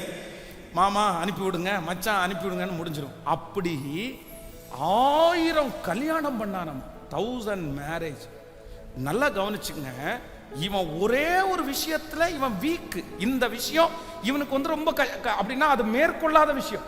வேற நிறைய ஜெபம் பண்றதுல சரியா இருக்கிறான், அந்த பில்டிங் கட்டுறதுல சரியா இருக்கிறான், இதுல எல்லாத்துலயும் சரி. ஆனா இந்த கல்யாணம் பண்ற விஷயத்துல அவனால கண்ட்ரோல் பண்ண முடியல. அவனுக்கு ஆசை புதுசு புதுசா பண்ணணும், புதுசு புதுசா திருமணம் பண்ணணும், அந்த ஊர்ல இந்த ஊர்ல இப்படியெல்லாம் கல்யாணம் பண்ணணும், ஒரு இன்ட்ரெஸ்ட். இதை அடக்கிய ஆண்டு இது நல்லது இல்ல, இது நம்ம இப்படி செய்யக்கூடாது. நமக்கு அதிகாரம் இருக்கலாம், நமக்கு பணம் இருக்கலாம், ஆனாலும் நம்ம இதுக்கு அடிமையா இருக்கிறோம். நமக்கு இது அடிமையா இருக்குது. என்னதான் பணம் இருந்தாலும், என்னதான் வசதி இருந்தாலும், இது நம்மளை கைக்குள்ள வச்சிருக்குது. இதுக்கு பின்னாடியே நம்ம போறோம்னு சொல்லி இதை ஸ்டாப் பண்ணாம என்ன பண்ணிட்டான் அப்படின்னு சொன்னா, தனக்கு பணம் இருக்கிறதுனால, அதிகாரம் இருக்கிறதுனால இவன் தொடர்ந்து அந்த காரியத்தை பண்ணிட்டே இருந்தான். நல்லா நினைச்சுங்க, எல்லாரும் நினைச்சுங்க, சிலருடைய வாழ்க்கையில எல்லாத்துலயும் நீ சரியா இருந்தாலும் ஒண்ணு மட்டும் உங்களுக்கு பலவீனமா இருக்கும். ஒண்ணு மட்டும் பலவீனமா இருக்கும். சிலர் பாருங்க, ஓயாம போனை மாத்திட்டே இருப்பாங்க, கடன்காரங்களா மாறுவாங்க. இவங்களுக்கு அந்த டைம்ல என்ன போன் அவங்களுக்கு ரிலீஸ் ஆகுதோ அந்த போனை அவங்களுக்கு வாங்கி வச்சே ஆகணும். அந்த போன் யூஸ் இல்லையோ அது பிரயோஜனமா இருக்குது இல்ல, அது அவங்களுக்கு என்ன அப்படின்னு சொன்னா அந்த போனை தன்னுடைய கையில வச்சிருக்கிறது ஒரு கெத்து, அவ்வளவுதான். அவங்க அதுக்காக கடன் வாங்குவாங்க, அதற்காக இஎம்ஐ போடுவாங்க. இப்பதான் அந்த இஎம்ஐ முடிஞ்சிருக்கு, அடுத்த இஎம்ஐ போட்டு அது வாங்குவாங்க. இது ஒரு ஹாபிட், அவங்களுக்கு ஒரு பழக்கம். அவங்களுக்கு என்ன பிடிக்கும் அப்படின்னு சொன்னா அவ்வளவுதான், அவங்களுக்கு அந்த போன் வாங்குறது, இதுல அவங்க அடிமைத்தனம். இது அவங்களுக்கு இல்லாம இருக்க முடியாது. இது அப்போ ரொம்ப கவனமா கவனிச்சுங்க. தனக்கு பணம் இருக்கிறதுனால, தனக்கு வருமானம் வர்றதுனால அடிமைத்தனத்திலே இருக்கிறதை ஆண்டவர் என்கரேஜ் பண்ணுகிற தேவன் அல்ல. நம்பர் 2, சாலோமனிடத்திலே இருந்த இரண்டாவது மிகப்பெரிய தோல்வி என்ன அப்படின்னு சொன்னா, தனக்கு ஒரு வீக் இருக்குது, தனக்கு ஒரு குறைவு இருக்குது, தான் ஒரு விதத்துல ரொம்ப இறங்கி போறேன், இந்த விஷயத்தை எப்படியாவது நான் சரி பண்ணணும்ன்ற உணர்வு இல்லாம, யாரும் அவனை தட்டி கேட்கறதுக்கு ஆள் இல்லாதனால அந்த விஷயம் நியாயம்னு அதுக்கு பின்பாகவே போனான். உலகத்துல இந்த காதல் பண்றவங்க, லவ் பண்றாங்க பாருங்க, இந்த லவ் பண்றவங்களுக்கு புதிய ஒரு கவுன்சிலிங் இருக்குது. புதுசா ஒரு கவுன்சிலிங் கொடுக்குறாங்க. என்ன கவுன்சிலிங் அப்படின்னா, ஏற்கனவே நீ லவ் பண்ற பொண்ணை மறக்கணும் அப்படின்னா இன்னொரு பொண்ணை லவ் பண்ணு மறந்துடலாம். ஏற்கனவே நீ லவ் பண்ற பையனை மறக்கணும்னா இன்னொரு பையனை நீ லவ் பண்ணிரு, அந்த லவ் மறந்துடலாம். இது ஒரு கவுன்சிலிங். இது ஒரு கவுன்சிலிங். பாருங்க, குழியில விழுந்துட்டு, குழிக்குள்ள விழுந்துட்டு அந்த குழியையே திரும்பி வெட்டி எவனும் மேல வர முடியாது, யாரும் மேல ஏற முடியாது. குழிய வெட்டுறத நிறுத்தாம, குழி தோன்றத நிறுத்தாம எப்படி நீங்க குழியிலிருந்து வெளியே வர முடியும்? அதை ஸ்டாப் பண்ணாம எப்படி நீங்க வெளியே வர முடியும்? வர முடியாது. அது இந்த பிரச்சனைக்கு மாட்டி அடுத்து இதை விட ஒரு பிரச்சனையில மாட்டி இருக்கிறேன். எனக்கு தெரிஞ்சு நான் பார்த்த வரைக்கும் இந்த 25 இயர்ஸ் என்னுடைய 25 வருஷ ஊழியத்துல இந்த மாதிரி 1 ஏமாத்தி 2 ஏமாத்தி 3 ஏமாத்தி அதையே ஹேபிட்டா, அதையே தன்னுடைய எண்ணமா வச்சிருந்த நிறைய பேரு எங்கேயாவது ஒரு இடத்துல அவங்கள வெளியில எடுக்கவே முடியாத அளவுக்கு ஒரு நபர்கிட்ட சிக்கி சின்னாபின்னமானதை என் கண்ணால பார்த்திருக்கிறேன் பிரதர், என் கண்ணால பார்த்திருக்கிறேன். அவ்வளவுதான், வெளியே வரவே மாட்டான். அப்படியே இப்போ சிம்சோனை குறித்து ஆண்டவர் சொல்லுகிறாரு. அவங்க அம்மா அப்பா சிம்சோனை பார்த்த உடனே என்ன சொல்றாருன்னா, நான் பெலிஸ்திய தேசத்தில் ஒரு பெண்ணை கண்டேன் அப்படின்னு அம்மா அப்பாட்ட சொல்றான். உடனே அவங்க அம்மா அப்பா என்ன சொல்றாங்கன்னா, எப்பா வேண்டாம், நீ நசரேன், நீ கல்யாணமே பண்ணிக்க கூடாது, அப்படி ஒருவேளை திருமணம் பண்ணிக்கணும்னா கூட இங்க வா, நான் உனக்கு பொண்ணு பார்த்து வைக்கிறேன்னு சொன்ன உடனே இவன் என்ன சொல்றான் அப்படின்னு சொன்னா, இல்ல இல்ல இல்ல, அவ என்னுடைய பார்வைக்கு மிகவும், அவ்வளவுதான், சரி ஒண்ணு விட்டுச்சாச்சுல, இது ஒண்ணு சரி விட்டுரு, அதோட முடிஞ்சு நீ கல்யாணம் பண்ணி செட்டில் ஆகி அப்படின்னு இல்லாம அடுத்து வேதம் சொல்லுது, திம்னாத்திற்கு போய் அங்கே ஒரு வேசியை கண்டு, அடுத்து 3வது சொல்லுது அவன் அங்க போய் தெளிலாளை பார்த்து. இது கண்டினியூ கண்டினியூ கண்டினியூ. இன்றைக்கு இந்த ஜெபத்துல இருக்கிற யாரோ ஒருத்தர் ஒரே ஒரு பிரச்சனை, ஒரு ஹேபிட் இல்ல ஒரு பழக்க வழக்கம் உங்களுக்கு தொடர்ந்து தொடர்ந்து தொடர்ந்து இங்க இவர்கிட்ட ஏமாந்துன்னு தெரிஞ்சுல, இவங்க உங்களை ஏமாத்திட்டான்னு தெரிஞ்சிச்சுல்ல, இவங்க பாசம் மோசமானது தெரியுதுல்ல, உடனே மனம் திரும்ப வேண்டாம். இதுக்கு மேல இப்படிப்பட்ட ஒன்றை செய்யக்கூடாதுன்னு தெரிய வேண்டாம். ஒரு இரக்க குணம் பாராட்டுறதுதான். ஏற்கனவே இரக்கம் பாராட்டி ஒருத்தர் இவ்வளவு அவமானப்படுத்தியாச்சு, நம்ம இதுக்கு மேல கொஞ்சம் கவனமா இருக்கணும் அப்படின்ற எண்ணம் நமக்கு வேண்டாம். திரும்ப திரும்ப திரும்ப திரும்ப திரும்ப எத்தனை டைம் இவங்க அப்பா மாதிரி இவன் இந்த மனுஷன் இல்லைன்னு ஆண்டவர் எங்க சொல்றாரு தெரியுமா? உங்க அப்பா ஒரு டைம் பட்சேபால்ட்ட தப்பு பண்ணிட்டாரு, நான் அதை கண்டிச்சேன், நான் அதை கேட்டேன், நான் அதுக்கு தண்டனை கொடுத்தேன்.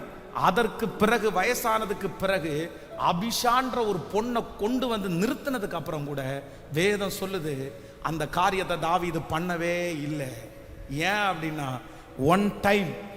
ஒரு டைம் நான் விழுந்துட்டேன், ஒரு டைம் நான் அவமானப்பட்டுட்டேன், ஒரு டைம் இதனால இவ்வளவு கஷ்டப்பட்டுட்டேன். இனி நான் என்ன பண்ண மாட்டேன்னா, மறுபடியும் அந்த சிக்கலுக்குள்ள நான் என்ன பண்ண மாட்டேன் சொல்லுங்க. ஏதோ ஒரு வாலிப தம்பி தங்கச்சியை பார்த்து ஆண்டவர் தெளிவா பேசுறாரு. ஏற்கனவே ஆண்டவர் உன்னை காப்பாத்தினார், ஏற்கனவே ஆண்டவர் உன்னை விடுதலை ஆக்கினார், ஒரு பழுதில்லாம ஆண்டவர் உன்னை விடுதலை ஆக்கினார், யாருக்கும் தெரியாம ஆண்டவர் உன்னை விடுதலை ஆக்கினார், உன்னை அழகா அதுல இருந்து மீட்டு எடுத்தார். நீ அதுல மட்டும் சிக்கி இருந்தேன்னா அதுல அடுத்து சிக்கினவங்க ரொம்ப மோசமான நிலைமைக்கு போயிட்டாங்க. ஆனா மறுபடியும் மறுபடியும் மறுபடியும் பிசாசு உன்னை அதுலயே விழத்தள்ளுறதற்கு, அதுக்கு நேராகவே உன்னை டிராவல் பண்றதுக்கு கொண்டு போறான். ஆனா இன்னைக்கு பரிசுத்த ஆவியானவர் உன்னை தடுத்து நிறுத்தி, நீ சாலமோன மாதிரி அல்ல, நீ தாவீத மாதிரி ஒரே ஒரு தீர்மானம் எடுக்கணும். இனி நான் அதை கர்த்தர் என்னை ஏற்கனவே தூக்கி நிறுத்தின அந்த அடிமைத்தனத்திலிருந்து இனி நான் வெளியே வருவேன், அதற்கு நான் பின்னாடி போக மாட்டேன், அதை நான் தூர தூக்கி போடுறேன், அதிலிருந்து ஜெயிக்கிறதற்கு கர்த்தர் எனக்கு பலன் கொடுத்து என்னை ஜெயிக்க பண்ணுவதற்கு ஆண்டவர் வல்லவரா இருக்கிறார். நான் அதை ஜெயிப்பேன். மறுபடியும் மறுபடியும் அந்த குழியில நான் விழமாட்டேன், அந்த அசுத்தத்துல நான் விழமாட்டேன். ஒரு விச பிசினஸ்ல இருந்து உங்களை காப்பாத்தினார்ல பிரதர், ஒரு விச கடன்ல இருந்து ஆண்டவர் உங்களை காப்பாத்தினார்ல பிரதர். ஒரு டைம் அதான் அந்த அந்த ஸ்திரியை பார்த்து ஆண்டவர் சொல்றாரு, நீ போ, ஆனா இனி சொல்லுங்க, யாருமே உன் மேல கல்லறியலையாப்பா, யாருமே உன் மேல கல்லறியலையா அப்படின்னு கேட்ட உடனே அந்த ஸ்திரீ சொல்றாங்க, யாருமே என் மேல கல்லறியலையா, இந்த டைம் நான் உனக்கு பக்கத்துல இருந்தேன், நான் உனக்கு சொன்னதுனால ஒருத்தருமே உன்னை கல்லெறிஞ்சு கொல்ல முடியல. இல்ல அப்படின்னா 5 நிமிஷத்துக்குள்ள உன்னை கல்லெறிஞ்சு கொன்னு ஒரு பெரிய குவியலாக்கு வச்சிருப்பாங்க. ஆனா நான் தப்பிச்சு விட்டேன். ஆனா ஒரே ஒரு வார்த்தையை மட்டும் சொல்றேன், இனி இந்த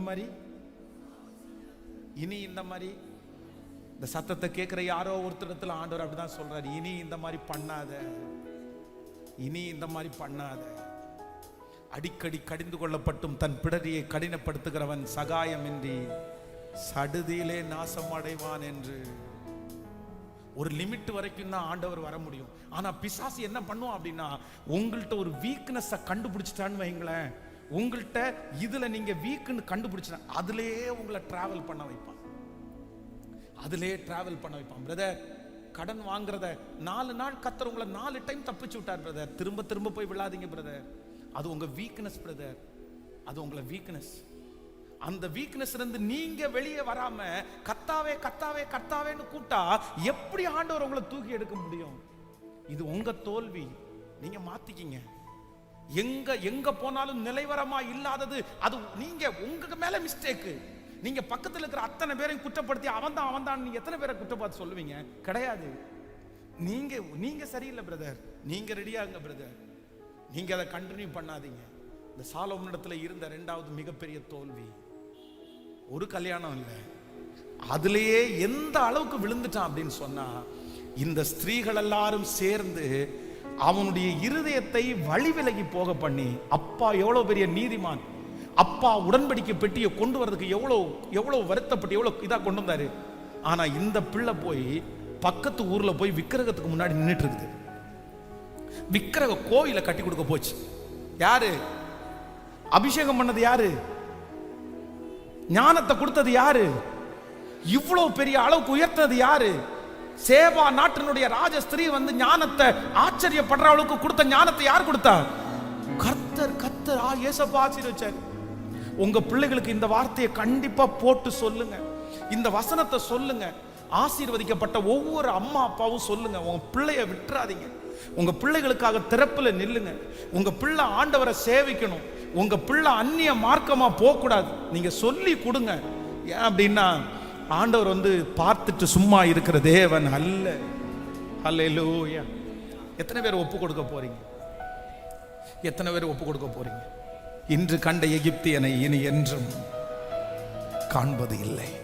எழுமி நிற்கலாமா? எல்லாரும் எழுமி நிற்கலாமா? Thank you Jesus, thank you Holy Spirit. சில காரியத்திலிருந்து நீடிக்க கூடாது. இன்னொன்னு கவனமா கவனிச்சுங்க. அம்மா அப்பா அம்மாவோட சைடுல அவங்க வந்து 2 மேரேஜ் இந்த மாதிரி கூட பண்ண சூழ்நிலை நிமித்தமா கூட பண்ணிருக்கலாம். அப்பா இந்த மாதிரி அந்த மாதிரி மேரேஜ் அந்த மாதிரி சூழ்நிலை நிமித்தமாக கூட பண்ணியிருக்கலாம். ஆனா மகன் மகள், நீ அந்த சாபத்தை பிரேக் பண்ணணும், நீ அந்த சாபத்தை உடைக்கணும்.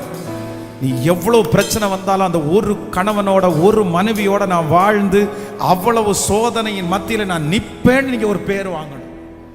நீங்க ஒரு பேர் வாங்கணும். அந்த சாபத்தை நீங்க தான் முறிக்கணும். அந்த சாபத்தை நீங்க தான் முறிக்கணும். ஹல்லேலூயா. எனிவே எதிர்ந்தாலும் அதை நீங்க என்ன பண்ணிடக்கூடாது அப்படின்னு கர்த்தர் எதிர்பார்க்கிறார் அப்படின்னா, சோ மறுபடியும் பண்ணாத, மறுபடியும் அதுல விழாத, மறுபடியும் அதுல போகாத. இப்போ நான் முன்பு சொன்னது போல எவ்வளோ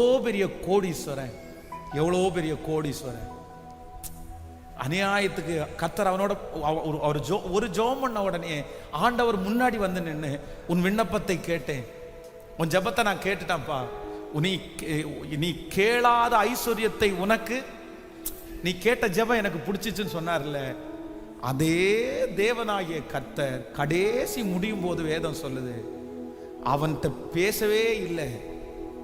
பேசவே இல்லை, எல்லாமே உள்ள வந்துச்சு. தங்கம் எங்க போச்சு? வெள்ளி எங்க போச்சு? இவ்வளவு வருமானம் வந்துச்சு, எங்க போச்சு? ஒரு அடிமைத்தனம் பிரதர், ஒரு அடிமைத்தனம். இந்த எல்லாத்தையும் நீங்க விட்டுட்டு இந்த ஒன்றை மட்டும் திரும்ப ஃபாலோ பண்ணுவீங்கன்னா, நீங்க எவ்வளவு கஷ்டப்பட்டாலும், நீங்க எவ்வளவு பாடுபட்டாலும் நீங்க முன்னேறது ரொம்ப கஷ்டம் பிரதர். கொண்டு போய் சம்பாதிக்கிற பணம் மொத்தத்தையும் லாட்டரி கடையில போடுறதுன்றது என்ன பிரதர் பழக்கம், என்ன பிரதர் சிஸ்டி, என்ன பிரதர்? ஒரு டைம் தான் அந்த லாட்டரி வந்து மோசமானது, அந்த லாட்டரிக்கு பின்னாடி போக கூடாதுன்னு தெரிஞ்சதுக்கு அப்புறம் திரும்பவும் லாட்டரிக்கு பின்னாடி போனா என்ன இது? ரம்மி விளையாட்டு எவ்வளவு பெரிய தப்பு, எத்தனை பேர் அதுல பாதிக்கப்பட்டிருக்காங்க. அந்த மாதிரி பண்ணக்கூடாதுன்னு அத்தனை கேள்விப்பட்டதுக்கு அப்புறமும் திரும்ப நான் மறந்துட்டேன், திரும்ப என்ன இந்த மாதிரி பண்ணிட்டாங்க, ஏமாத்திட்டாங்கன்னா என்ன அர்த்தம்?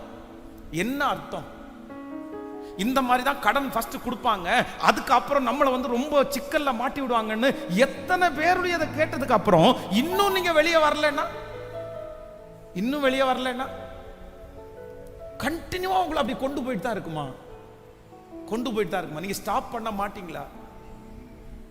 எத்தனை நாள் தான் விழுவீங்க? எத்தனை நாள் தான் விழ முடியும்? எத்தனை நாள் தான் ஆண்டவர் உங்க பட்சத்தில் இருப்பார்? அதனால யாரோ ஒருத்தடத்துல ஆண்டவர் பேசுறாரு, இனி கண்டினியூ பண்ண கூடாது, தீமையை விட்டு விலகி நன்மை செய். இந்த சம்பவத்தை சொல்லி உங்களுக்காக ஜெபித்து முடிக்கிறேன். ஒரு 8 மாதத்திற்கு முன்பாக ஒரு 6-7 பேர் சேர்ந்த ஒரு கும்பல், ஒரு 6-7 பேர் வந்தாங்க. அவள் ஒரு பெரிய மீசை எல்லாம் வச்சுட்டு திருநெல்வேலி பாஷையில் அவர் பேசினார்.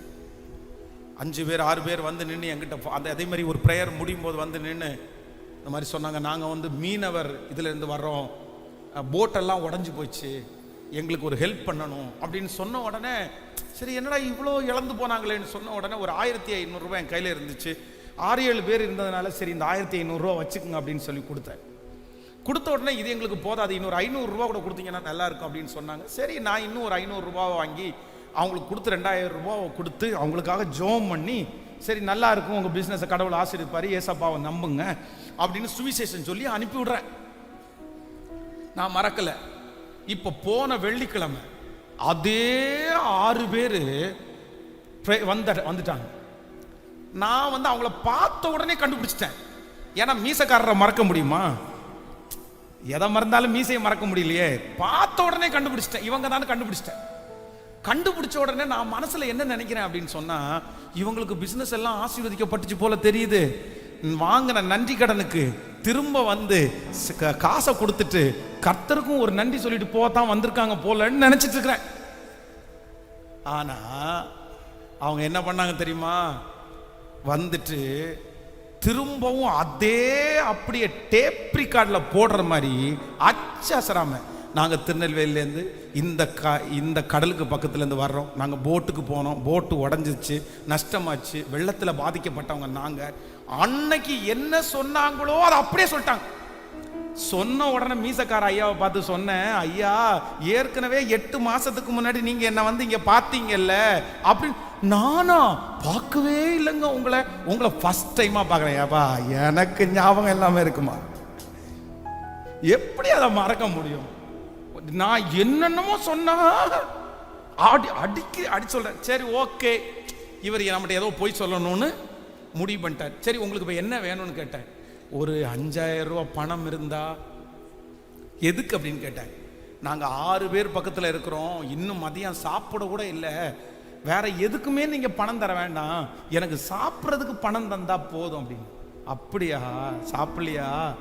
நானும் காலையிலேருந்து ஃபாஸ்டிங்கில் தான் இருக்கிறேன், ஒன்றும் பிரச்சனை இல்லை, பின்னாடி சேரில் வெயிட் பண்ணுங்க, உங்களுக்கு எத்தனை பேருக்கு என்ன சாப்பாடு வேணுமோ மொத்தமும் நான் ஆர்டர் பண்ணேன், உங்களுக்கு சாப்பிட்டு போயிருங்க, திருப்தியாக சாப்பிடுங்க. திரும்பவும் அப்படியே நின்றுட்டே இருக்காரு. ஏன் சொன்னது புரியலையா, கேட்கலையா அப்படின்னு கேட்டேன். இல்லை, எங்களுக்கு பணமாக கொடுத்துட்டீங்கன்னா. ஓ, எங்களுக்கு பணமாக கொடுத்துட்டீங்கன்னா பரவாயில்ல. நான் சொன்னேன், இதை பாருங்க, சாப்பாடு வாங்கி தர்றேன், நீங்கள் மூக்கு முட்டை சாப்பிட்ற அளவுக்கு வாங்கி தரேன், எவ்வளவு வாங்கி தரணுமோ நான் வாங்கி தந்து, நீங்கள் சாப்பாடு வாங்கி தரணும்னா பின்னாடி உட்காருங்க, ஆனால் பணம் தான் உங்களுக்கு நான் தரணும்னு நினச்சா நீங்கள் கிளம்பிடுங்க, நான் உங்களுக்கு பணம் கொடுக்க முடியாது, பணம் கொடுக்க முடியாது. ஏன்னா ஒரு டைம் நீ ஏற்கனவே உன்னை ரொம்ப நம்பின, நான் நீ என்னை ஏமாத்திட்டேன்னு எப்ப எனக்கு தெரியுது, நீ உள்ளே வந்துட்டு எனக்கு பொய் சொல்ற, நான் பார்க்கலன்னு சொல்றேன், உன்னை அவ்வளவு ஞாபகம் நான் வச்சிருக்கிறேன், உனக்கு 2000 ரூபாய் கொடுத்ததை நான் பெருசா நினைக்கல, ஒரு ஏழைக்கு 2000 ரூபாய் உதவும் எனக்கு சந்தோஷமா நினைக்கிறேன், பட் நீ என்னை ஏமாத்தணும் 2வது டைம் நினைக்கிறேன். இல்ல 2வது டைம் நான் எப்படி உன்னை ஏமாற முடியும்? ஏமாற மாட்டேன், நான் ஏமாற மாட்டேன், எனக்கு இறக்க குணம் இருக்குது. நீ எங்க அப்பா வயசு, என் அப்பாவுக்கு ஒரு நேரம் சாப்பாடு கொடுக்குற உனக்கு கொடுக்க முடியாதா? நீ சாப்பிட்டு முடிச்சுட்டு ஒரு 100 ரூபாய் கேட்டா கூட நான் கண்டிப்பா உங்களுக்கு தந்திருப்பேன், கண்டிப்பா உங்களுக்கு கொடுத்துருப்பேன். நீ சாப்பிட்டேன்னா எனக்கு உண்மைன்னு தெரிஞ்சிருக்கும், நீ பசியோட இருக்கிறேன்னு எனக்கு தெரிஞ்சிருக்கும். உங்களுக்கு வைக்க போற அது ஒரே ஒரு டெஸ்ட், அது மட்டும்தான், அதில் நீங்க ஃபெயில் ஆயிட்டீங்க. இல்ல, இனி நான் ஏமாற முடியாது, ப்ளீஸ் கிளம்புங்க, உங்களுக்காக நான் பிரேயர் வேணா பண்றேன். ஒரு ஜெபம் பண்ணி அவங்கள அனுப்பி விட்டேன். இந்த சத்தத்தை கேட்கிற அன்பு ஆண்டவருடைய பிள்ளையே, இவ்வளவு ஏமாந்ததுக்கு பிற்பாடும், இவ்வளவு அடி மேல அடி வாங்கினதுக்கு பிற்பாடும், இவ்வளவு நஷ்டப்பட்டதுக்கு பிற்பாடும், திரும்ப திரும்ப திரும்ப திரும்ப திரும்ப திரும்ப திரும்ப அதே குழிக்குள்ள மீண்டும் மீண்டும் மீண்டும் நீங்க விழுந்தீங்கன்னா எத்தனை நாள் உங்களை காப்பாத்துறதுக்கு ஆண்டவர் வருவார்னு நினைக்கிறீங்க? எத்தனை நாள் நீங்க மன்னிப்பு கேட்பீங்க? எத்தனை நாள் நீங்க இயேசுவேன்னு சொல்லுவீங்க? எத்தனை நாள்? உங்க கேரக்டர் சேஞ்சே ஆகாதா? மாறவே மாறாதா? ஏய், கல்யாணம் பண்ணிட்டேன்லப்பா, போதுப்பா, ஸ்டாப், நிறுத்துப்பா, நிறுத்து, போதுப்பா, இதுக்கு மேல என்னப்பா பண்ண போற? பாருப்பா, உன் வண்டியில ஏறி எத்தனை ஆடு, ஒரு நாள் 1000கணக்கான ஆடுகள் அடிக்கிறாங்க உன் பிள்ளைக்கு, குடும்பத்துக்கு, எல்லாம் நஷ்டமாகுது. பிள்ளைங்க எல்லாரும் கத்துறாங்க, ஜனங்கள் எல்லாம் ரொம்ப கஷ்டப்படுறாங்க, எதுவுமே காதுல வாங்கல. ஒரே அடிக்ஷன், ஒரே அடிக்ஷன். மாத்திட்டே இருப்பேன், நான் மாத்திட்டே இருப்பேன். பி கேர்ஃபுல், ரொம்ப கவனம். யாரோ ஒருத்தர் பொருட்கள் மேல அடிமைத்தனமா இருக்கலாம், வீடு, காரு, எனிவே நீங்க எவ்வளவு காஸ்ட்லியானாலும் வச்சுக்கோங்க பிரதர், நல்லா வச்சுக்கோங்க பிரதர், கர்த்தர் உங்களை ஆசீர்வதிக்கிறது, நீங்க நல்லா யூஸ் பண்ணுங்க, ஆனா அடிமையில மட்டும் சிக்கிறாது. கைகளை மேல உயர்த்தி ஹல்லேலூயா. விழுந்து போன தாவீதின் கூடாரத்தை திரும்ப எடுப்பித்து கட்டுவதற்கு ஆண்டவர் விரும்புறார். உங்களை மறுபடியும் கட்டுறதற்கு ஆண்டவர் விரும்புறார். மகனே, கையை உயர்த்தி ஏசப்பாட்ட இரக்கத்தை கேளு. மகனே, மகளே, கையை உயர்த்தி ஆண்டவரிடத்துல இரக்கத்தை கேளு. நீ ஏற்கனவே சிக்கின அந்த இடம் மிக பெரிய குழி, அது ஒரு மிகப்பெரிய வஞ்சகமான இடம், அந்த இடம் ரொம்ப மோசமான இடம். ஆனா கர்த்தர் அதிலிருந்து உன்னை கிருபையாய் கர்த்தர் காப்பாற்றினார், அழகாய் ஆண்டவர் காப்பாற்றினார். மறுபடியும் சத்துரு அதே பிரச்சனையில, அதே பாவத்துல உன்னை மறுபடியும் விழுவதற்கு உன்னை கொண்டு போயிட்டு இருக்கான். ஆனா கர்த்தர் இன்னைக்கு தடுத்து நிறுத்தி எச்சரிச்சு, நீ திரும்பி வந்துருன்னு ஆண்டவர் சொல்றாரு. விட்டுட்டேனா இல்லைன்னா இது மற்ற திருப்பியும் தொடரும். நீ நினைக்கிற இதோ உன்னோட நான் நிப்பாட்டிக்கிறேன்னு நினைக்கிறேன், இது உன்னோட போதும்னு நினைக்கிற, ஆனா ஆண்டவர் சொல்றாரு, இது உன்னோடன்னு சொல்லாத, இப்போதே நீ நிறுத்திரு. இது ஒண்ணுன்னு நீ ஆரம்பிச்சேன்னா அடுத்து நெக்ஸ்ட் அடுத்து ஒன்னு பாதாள குழி வரைக்கும் அதை கொண்டு போகும்னு பரிசுத்த ஆவியானவர் யாரையோ ஒருத்தரை எச்சரிக்கிறார். கைகளை அப்படி மேல உயர்த்தி நன்றி ஆண்டவரே, நன்றி. மண்ணான மனுஷன் ஆண்டவரே, என்னல எந்த பிரயோஜனமும் இல்ல ஆண்டவரே, என்ன தூக்கி எடுக்கிறதற்கு உங்களை தவிர வேற யாரால முடியும்? கைகளை உயர்த்தி சத்தமா, ஸ்பெஷலா வாலிப தம்பி தங்கச்சியினுடைய சத்தம் கேட்கப்படட்டும். சொல்ல அப்பாவை பார்த்து, உன் கூட ஆண்டவர் முகமுகமா பேசியிருக்கிறாரு, டைரக்டா பேசியிருக்கிறாரு. இவ்வளவு தெளிவா வேற யாரும் உங்ககிட்ட பேசவே முடியாது. உங்க அம்மா உங்க அப்பா யாரும் பேச முடியாது. கர்த்தர் பேசியிருக்கிறாரு. ஓ ஹalleluya.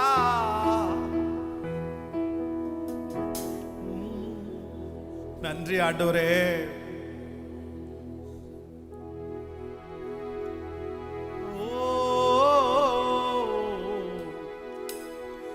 மண்ணான மனிதன்னா என்னால் ஏதும் ஆகுமா?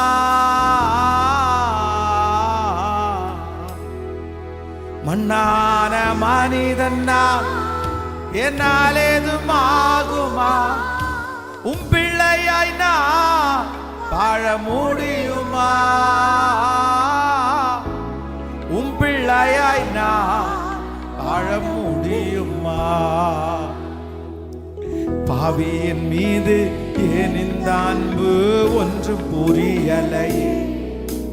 சித்தம் என் மீது வைத்திட்ட பின்பும் வாழ தெரியலை. இன்னும் வாழ எல்லாரும் சேர்ந்து, பாவியின் மீது ஏன் இந்த அன்பு ஒன்று புரியலை?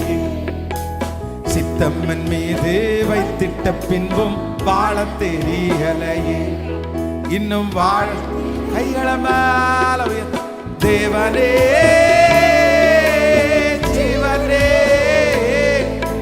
தேவனே ஜீவனே, இயேசுவே வழி சத்தியமே, தேவனே என் ஜீவனே, இயேசுவே முழு பலத்தோடே, தேவனே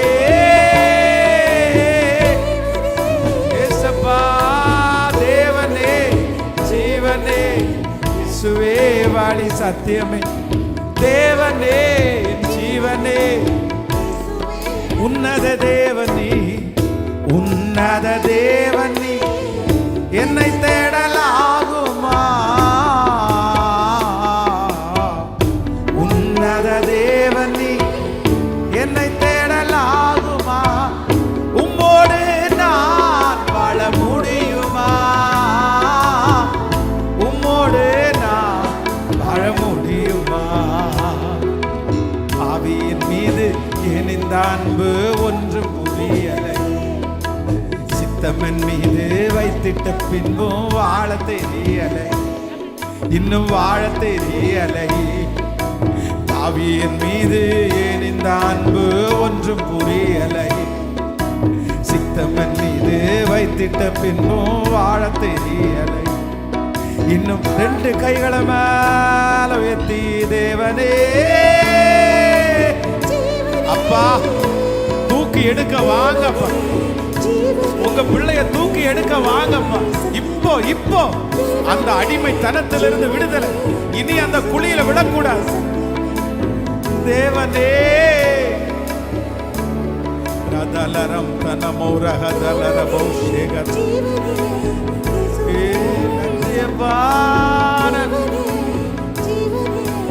இயேசுவே வழி சத்தியமே.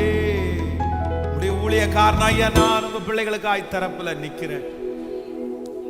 இன்னைக்கு நிறைய பேருடன் முகமுகமாய் நேருக்கு நேர் நீங்க பேசுனீங்க, ஸ்ட்ரெயிட்டா பேசுனீங்க.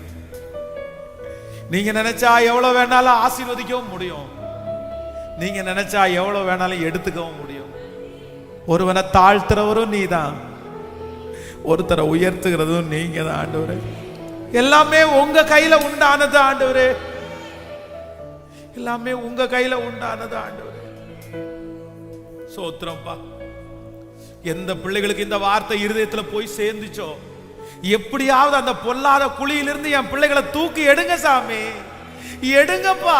என் வாலிப தம்பியை எடுங்க, என் தங்கச்சியை எடுங்கப்பா. மீண்டும் மீண்டும் அந்த பிரச்சனைக்குள்ளே அவன் போக கூடாதுப்பா. போகக்கூடாது ஆண்டவரே. உங்க மகிமையினால மூடிக்கொள்ளுங்க. அவங்க காணிக்கை தசம பாகத்துல உண்மையா இருக்க பிள்ளைகளை கர்த்தர் ஆசீர்வதி. அவங்களுக்கு நிறைய கொடுங்கப்பா. இந்த ஆன்லைன்ல கேட்கிறோம் பிள்ளைகளை ஆசீர்வதியும். இயேசுவின் மூலம் ஜெபம் எடுக்கிறோம் நல்ல பிதாவே.